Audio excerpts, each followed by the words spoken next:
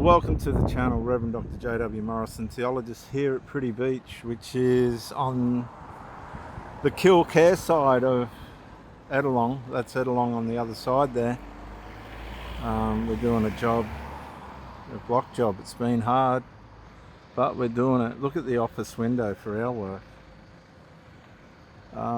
But when you are with somebody that's not fully sinking their teeth into the relationship, they're just showing up and then going back to live their life wherever it is. You don't know what they're doing half the time. They're usually taking your energy and your strength, whatever they're getting out of you, and supplementing it to whatever their real values are. They got no idea a lot of the time what they're doing themselves. They're usually just catering to lustful desires and needs by way of the power and elements of your supply. These people are only held by performance. If the performance drops, they disappear. But the problem is their own performance is pretty abnormal by way of communication, by way of structure. They don't regulate. They're usually enmeshed with several different things, including drugs and alcohol and medications. Let's not kid ourselves, let's just get real. And if you haven't had experience with these people, you're really going to have some psychological issues down the track when you realize that they were never going to get it right. The harder you tried wasn't going to make any difference. This is who the person is. It's not relative to your performance or this kind of thing. It doesn't matter. You could be the sheik of whatever. It ain't going to make any difference, because these people are limited to and subject to who they are. And if they have got needs for substances and all this sort of thing, and enmeshments with family members and all this stuff, you got no chance. It's no good you kidding yourself and thinking, well, things are going to change or it's going to come good, because it's not. It's just not. It's just not going to change. You'll battle it out. You'll have hope. You'll be disappointed. You'll make up arrangements to take them to the pictures and stuff like this, and they'll ring up and say, no, can we not go? Only because they're probably fucking medicated or stoned or whatever else they do. They undermine your commitment by way of just disappearing back into their world to run after the people that are dependent on them, usually men or adults of some kind. They got no consciousness of where you're at, what jeopardy they're putting on the relationship, how close it is to collapsing. They got no comprehension at all. They completely rely on your tolerance towards them, and if your tolerance runs out and you call them out for negligence or just abuse, because that's what it really is, it's covert abuse, they just disappear. They got no choice but to disappear, because they've run their race. And that's what these people do. They just run their race until everyone's worn out around them, including their own leeches and dependents, because their leeches and dependents don't want them to enmesh with anybody else, because they need them themselves. That's why their leeches and dependents either have to drug up or in some way medicate the people that they're with to keep them in their lives. But if you come along and you're not dependent on medications and the devil's lettuce or the devil's powder or any of that shit, garbage, and yeah, I'm supposed to be a Christian, but you see, I get tired of it. For years and years I've tried to, as a minister, help people with this stuff, and it's almost impossible. And then getting into a relationship with this kind of person or people, it's absolutely ludicrous, because they're brilliant at deceiving. They know how to deceive, they know how to behave, and then as they start to deteriorate, which they will, by way of their personality disorders relative to their dependency on substances and stuff like this, because that's how they fuel themselves, that's how they supply themselves to escape from any consciousness of need for resolve. See, they've got all this unresolved, so their bodies are going to break down, their minds are broken down, because if because they can't resolve themselves or the people that are closest to them. They all just live in this realm of unresolved and fantasy. And so they have to regulate their conscience by way of dulling it out through drugs. Drugs, sex, both usually. The drugs and the sex. And they're no good at sex. It's quite bizarre actually, because they depend on that. And they think by making it, easy or whatever it is they try and do, that they're gonna some way they can psychologically entrain you, which means condition you to thinking that they're the be all and end all. But if you've had a life experience of, like I have with girls and women and stuff, you can see straight through it. But for the naive or ignorant, the person that falls in love really easily, I mean, these people can bring you to suicide because you don't get any sense or normality out of them. They got these little brat bitches and bastards that are supposed to be adults still on the tit. They're still, like little minor birds, or those Indian grub miners in the nest. Oh, yeah, on the mother.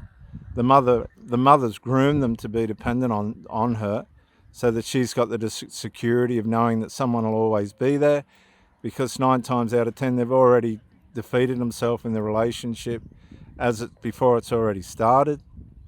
They're just using you for as long as they can until you wear out. That's why if you say to them, are we allowed to have other male and female friends, they'll say, oh yes, because they need to have a harem garage, because when they wreck their relationship with you, which they know is going to be inevitable, they just find a way of getting someone else, probably lower hanging fruit, someone that's way less where you're at in life, and they'll just settle for that because they're at that level themselves. They don't want to rise.